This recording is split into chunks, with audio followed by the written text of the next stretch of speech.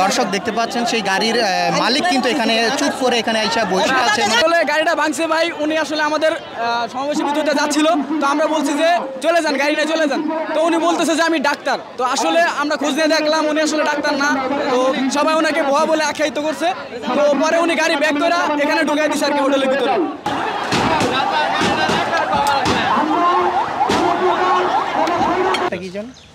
ভাই নামটা বলেন, বাদ দেন না ভাই, প্লিজ নামটা বলেন ভাই, নামটা বলেন ভাই প্লিজ। এটা নিয়ে নিউজ করার কিছু নাই, এটা ছেলে বলে করছে, এটা করে ফেলছে, বাদ দেন তো।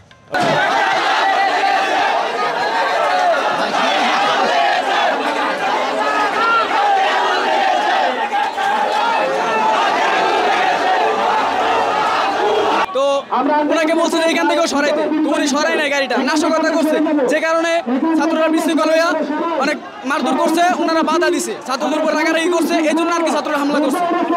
এই জন্য পরবর্তীতে গাড়িটা আর কি ভাঙা হয়েছে। সবাই মিলে গাড়িটা হ্যাঁ সবাই মিলে আর কি আক্রমণ করছে। আপনারা কি জাস্টিফাই করছিলেন? হ্যাঁ অবশ্যই আমরা জাস্টিফাই করছি। উনি আসলে প্রথম বলছিল যে আমি ডাক্তার, আমাকে যেতে দাও হোক। তো আমরা পরে অনেক খোঁজাখুঁজি করে দেখলাম উনি আসলে ডাক্তার না, উনি আসলে ভুয়া ডাক্তার। হ্যাঁ ভুয়া ডাক্তার, উনি মিথ্যা কথা বলে আর কি বের হতে যাচ্ছিল।